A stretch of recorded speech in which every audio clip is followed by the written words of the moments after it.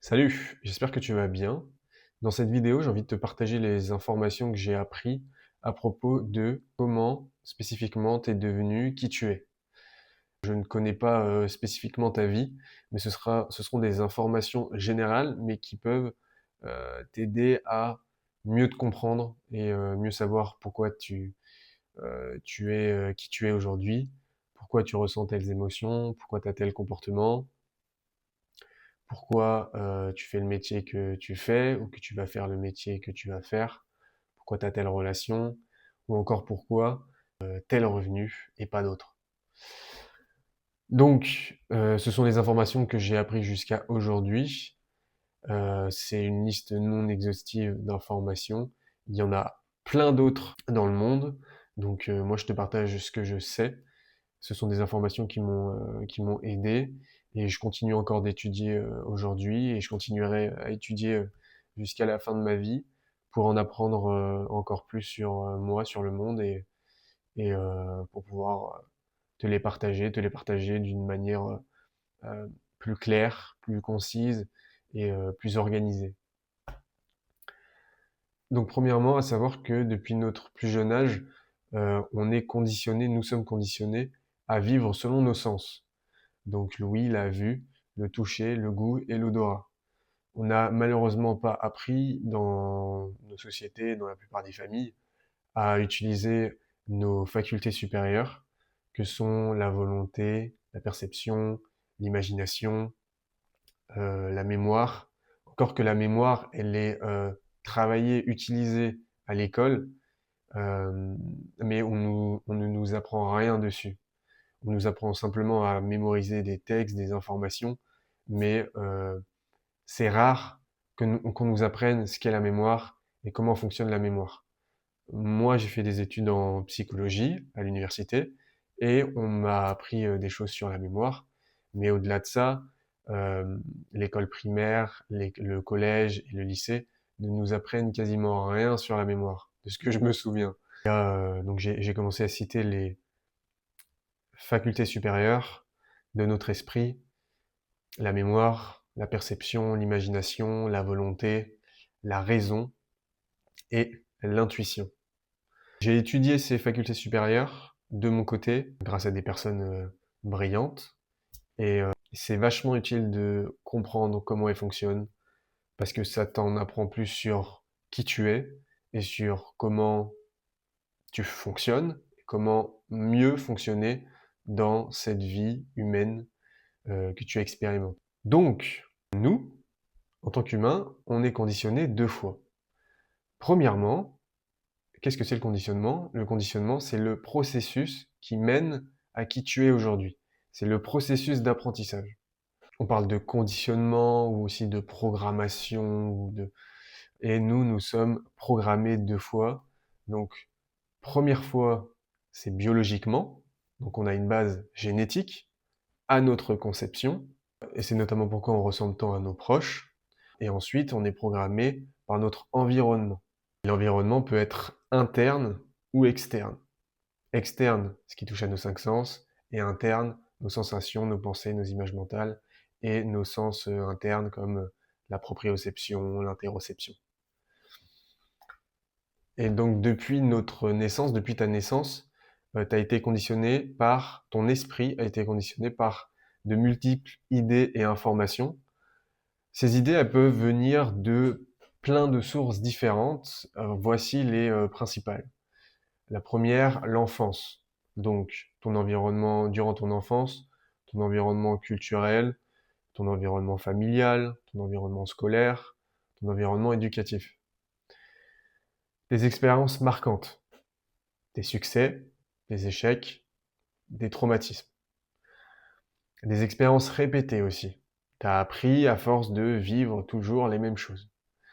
Des apprentissages émotionnels. Donc, on est fortement imprégné par les émotions qu'on ressent. Tu as également été conditionné par les discours que tu as entendus, les paroles des autres, les mots qu'ils emploient, la manière dont ils les emploient, etc. Et tu as aussi été conditionné, programmé par la société et les médias. Maintenant, je vais rentrer dans le détail. Je vais t'expliquer tout ça, comment tu es devenu qui tu es aujourd'hui plus précisément. En commençant par parler d'un psychiatre qui était très influent au XXe siècle.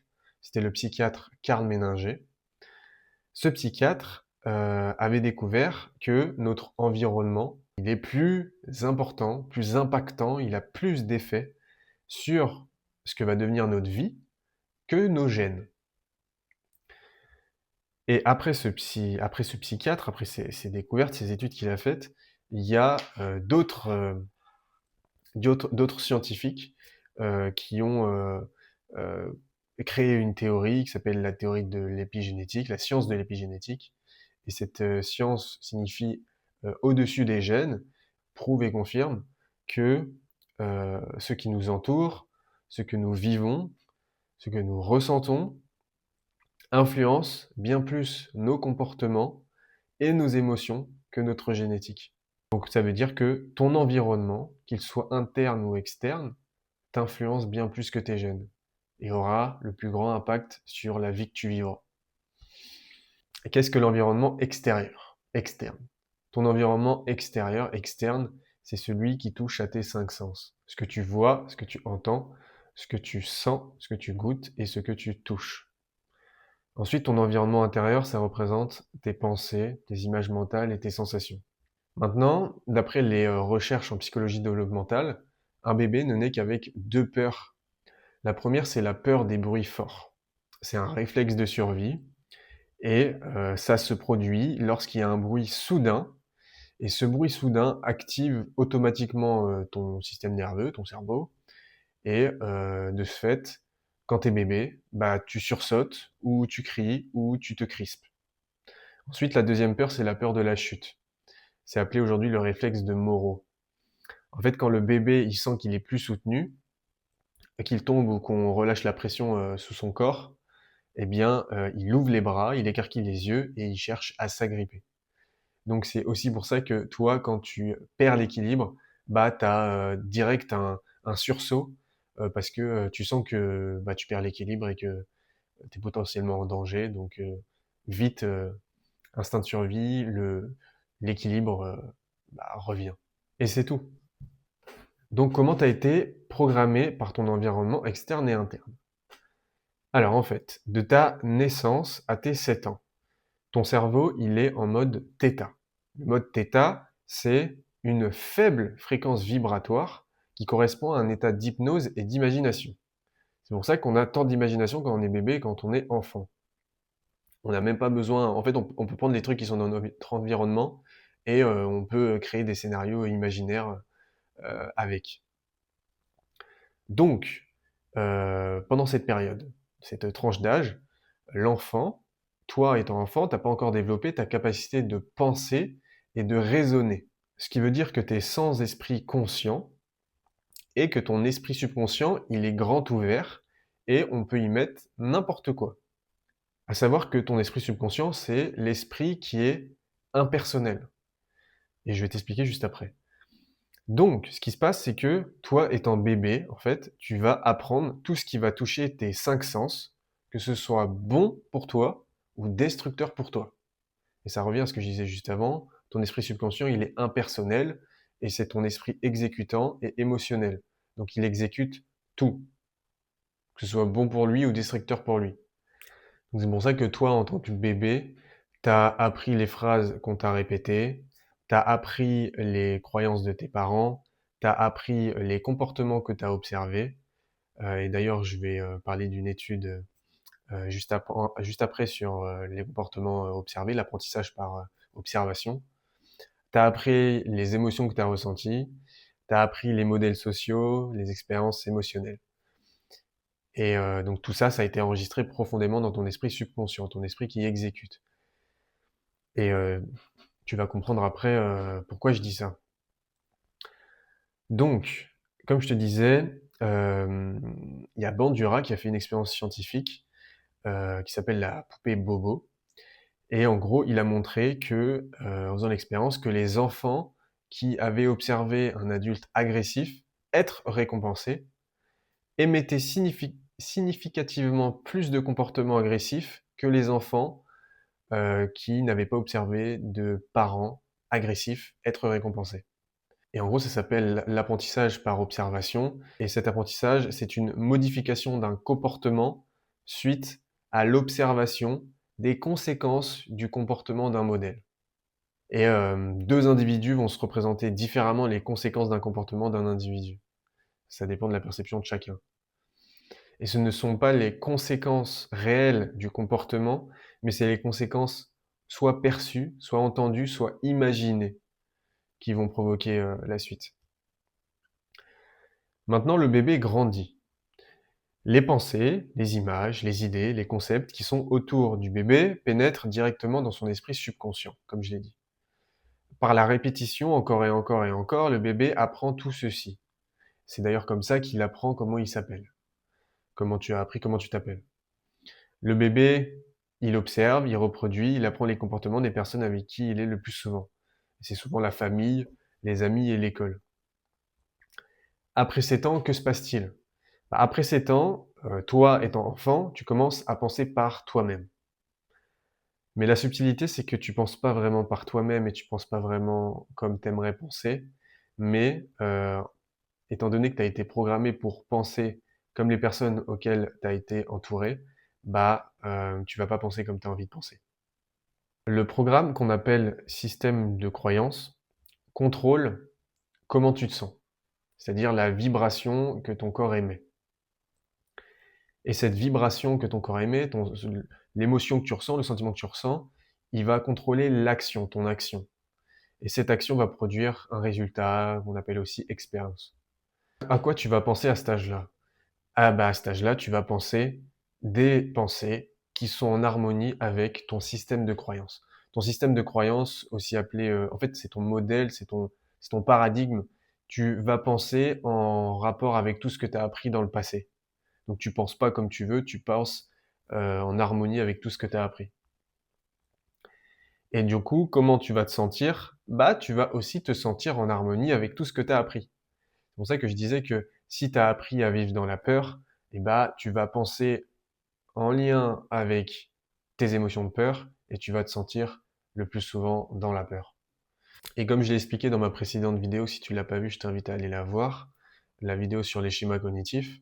Les schémas cognitifs influencent tes pensées. Les schémas cognitifs, en fait, c'est des structures cognitives qui englobent les théories et les représentations que tu as de toi et du monde.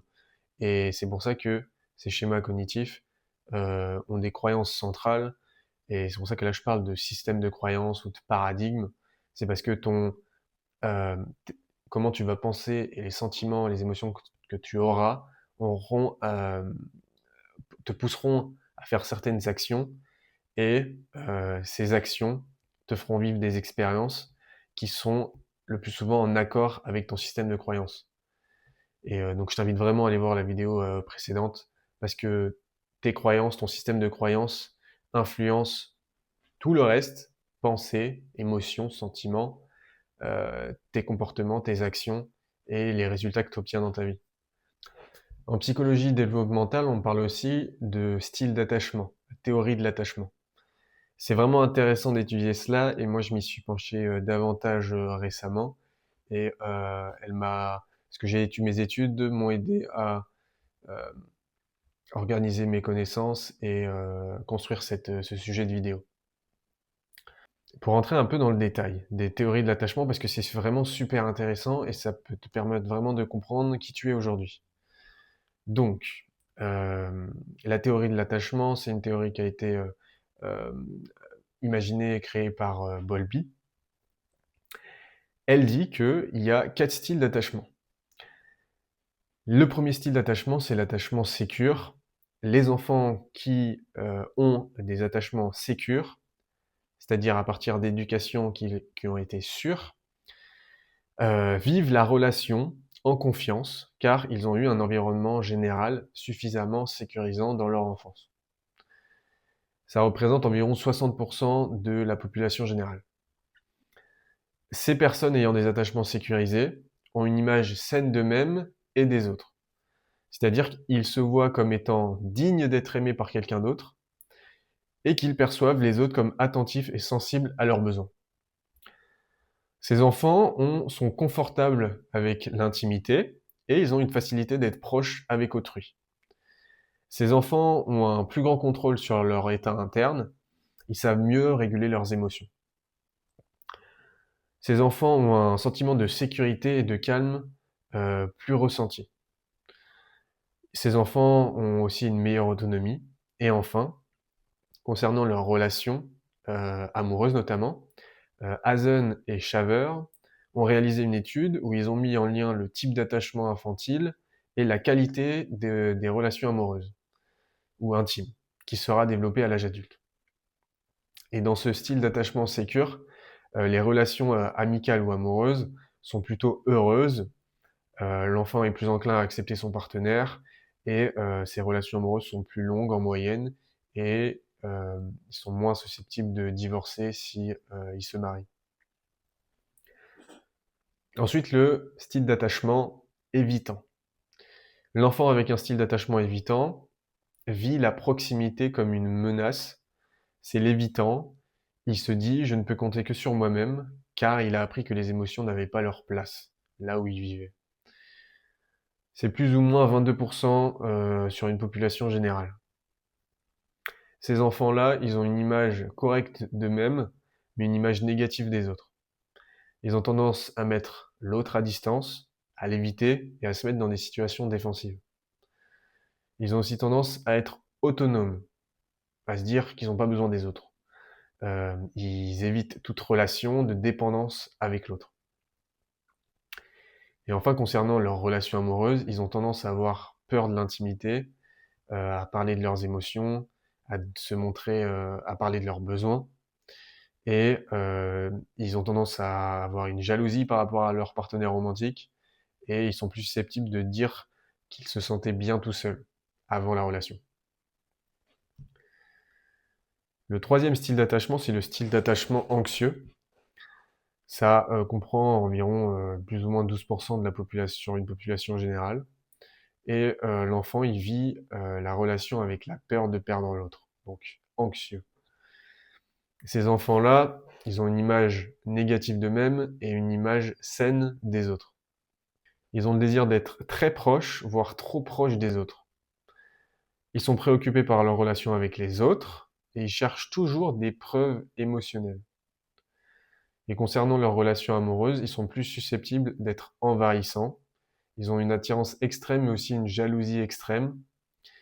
Et en moyenne, les relations sont les plus courtes et plus susceptibles de divorcer. Parce que il est anxieux, de manière générale. Et l'anxiété, c'est vraiment pas agréable. Et enfin, le dernier style d'attachement, c'est le style d'attachement qu'on voit le moins dans la population. C'est le style d'attachement désorganisé, environ 10 à 20%. L'enfant avec un style d'attachement désorganisé, il vit la chose un peu comme le va-t'en, surtout ne m'abandonne pas. Un peu le fuis-moi, je te suis-moi, je te fuis. Cet enfant avec un style d'attachement désorganisé, il a une image négative de lui-même et une image négative des autres.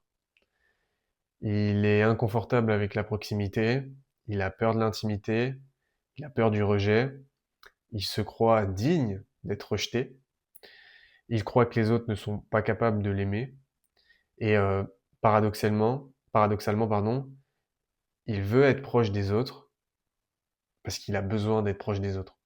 Parce que c'est de notre nature animale, on a besoin d'être proche des autres pour subvenir à nos besoins. Et enfin, cet enfant, il a aussi une forte réactivité émotionnelle. Donc voilà, c'était pour les 4 styles d'attachement. Tu vas sûrement te reconnaître dans l'un d'eux, dans plusieurs d'entre eux.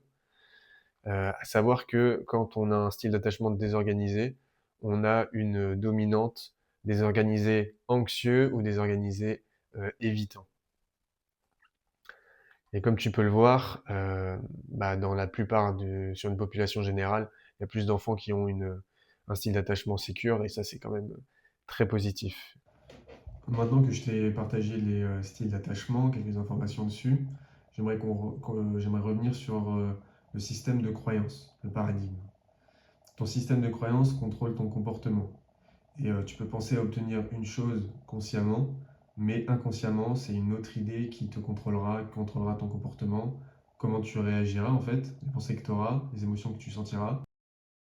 Bah, ça induira un certain résultat. Par exemple, si une personne, elle grandit dans un environnement où elle recevait beaucoup d'attention, d'amour, d'affection physique, et que lorsqu'elle avait besoin de sécurité, qu'elle se sentait en danger, ces figures d'attachement lui apportaient la sécurité dont elle avait besoin, eh bien, elle a été conditionnée par euh, tout ceci. Donc ses idées, ses comportements, ses émotions, de sa figure d'attachement ou de ses figures d'attachement. Et avec le temps, ces idées, elles sont devenues des idées dominantes et ça a été vécu comme des évidences. Et donc aujourd'hui, euh, elle a grandi et elle croit qu'elle est digne d'attention, qu'elle est digne d'être aimée, elle s'aime et elle se sent plutôt stable et en sécurité et confiant en elle-même. Et à l'opposé, une personne qui a grandi dans un environnement où elle ne recevait pas d'attention, d'amour ou d'affection physique, ou quand elle avait besoin de sécurité, bah, ses besoins n'étaient pas comblés, eh bien, elle a été également conditionnée par ses idées, et avec le temps, ces idées sont devenues dominantes, ça a construit beaucoup de réseaux neuronaux, ça a lié les réseaux neuronaux entre eux, et aujourd'hui ils s'activent facilement, c'est pas coûteux, et du coup cette personne, elle est convaincue qu'elle n'est pas digne d'attention, pas digne d'être aimée, elle a une mauvaise image d'elle-même, et elle ne s'aime pas. Maintenant, pour continuer dans les explications de pourquoi tu es devenu qui tu es aujourd'hui, comment tu es devenu, sache qu'en neurosciences, il y a une citation qui est très célèbre, c'est la citation du neuropsychologue Donald Hebb, qui dit que les neurones qui s'activent ensemble se connectent ensemble. Plus précisément, ce que ça veut dire, c'est que deux cellules ou systèmes de cellules, donc deux neurones ou des réseaux neuronaux, de systèmes de neurones, qui s'activent simultanément et de manière répétée, tendent à s'associer de sorte que l'activité de l'une fasse celle de l'autre. Autrement dit, la répétition des pensées et des actions renforce les voies neuronales qui les produisent, rendant ces schémas plus faciles et plus automatiques au fil du temps. La répétition, c'est le câblage. C'est vraiment la base, en fait. Donc tu construis des réseaux neuronaux, ces réseaux neuronaux se lient entre eux par la répétition. Et tu vois, ça peut expliquer notamment ce qu'on appelle aujourd'hui le conditionnement pavlovien. Le conditionnement pavlovien, c'est que, tu vois, par exemple, là, je viens de te parler du fait que quand des cellules elles sont activées simultanément, eh bien, de manière répétée, elles tendent à s'associer et à s'activer ensuite ensemble. Et ce que dit le conditionnement pavlovien, c'est que un stimulus qui est neutre, donc quelque chose qui t'arrive de ton monde extérieur, qui touche tes cinq sens, ou un de tes cinq sens, et qui ne provoque aucune réaction, on appelle ça un stimulus neutre. Et quand ce stimulus neutre est associé à un stimulus qui est inconditionnel, eh bien ce stimulus neutre se transforme en stimulus conditionnel. Donc par exemple, admettons quand tu te sens pas bien, tu sens une lourdeur dans ton corps, eh bien tu as besoin de plaisir. Et si, par exemple, j'en sais rien, tu vas te mettre à manger, et bim, ça sécrète de la dopamine, et tu te sens mieux. Eh bien, le fait que le réseau neuronal, enfin la cellule ou le neurone euh, qui est euh, je mange parce que ça va me donner du plaisir et je ressens cette émotion, bah, à force de répétition du fait que tu vas te sentir comme si et faire tel comportement et que ça va t'apporter tel feedback, eh bien, ces deux réseaux neuronaux vont se lier et ils vont s'activer en même temps. Donc c'est pour ça que bah, quand tu ressens cette émotion-là, dans cet exemple précis, eh bien, tu vas avoir tel comportement parce que ça s'active en même temps. Donc en gros, c'est pour ça que tu as disons, les mêmes pensées lorsque tu es dans telle situation. C'est parce que, bah, c'est les réseaux neuronaux qui sont connectés. Donc, ça te projette les images mentales qui vont te faire te sentir d'une certaine manière et qui vont te faire agir. Tu vois? C'est super intéressant à comprendre, la manière dont enfin, le lien entre l'esprit et le corps, plus précisément le cerveau et Je vais te donner un autre exemple. Watson et Reiner, ils ont fait une expérience sur le petit Albert. C'est une expérience qui était peu éthique. Ils ont présenté des animaux au petit Albert. Le rat était un stimulus neutre parce que le petit Albert, il n'avait pas de réaction. Donc les chercheurs, ils ont fait un bruit très fort quand Albert, il voyait le rat. Et plusieurs associations ont été faites. Donc à répétition, ils ont fait un bruit très fort quand le petit Albert voyait le rat. Et donc le rat, stimulus neutre, est devenu un stimulus conditionnel, ce qui a fait qu'au bout de plusieurs répétitions, plusieurs associations, eh bien, quand le petit Albert voyait le rat, bah, il avait peur. Le rat a été associé à la peur du bruit fort. Et donc, en gros, là, il a appris à avoir peur du rat, et il n'y a même plus besoin d'avoir le bruit fort pour qu'il ait peur du rat. Et donc voilà, l'esprit et le cerveau sont vraiment balèzes. Et les réponses émotionnelles, elles peuvent être déclenchées automatiquement sur simple présentation d'un stimulus évoquant l'accident ou tout stimulus qui est associé, sans nécessité d'une évaluation consciente du danger. Donc en fait, c'est clairement inconscient. Et il y a ce qu'on appelle un phénomène de généralisation, ça veut dire que les stimulus proches d'un stimulus conditionné provoquent la même réaction. Ça, c'est vraiment aussi un mécanisme pareil en fait de survie. Le cerveau veut maintenir en vie le corps et permettre de généraliser les stimulus, bah, ça permet de provoquer les mêmes réactions, les mêmes émotions qui augmentent les chances de survie. Tu vois.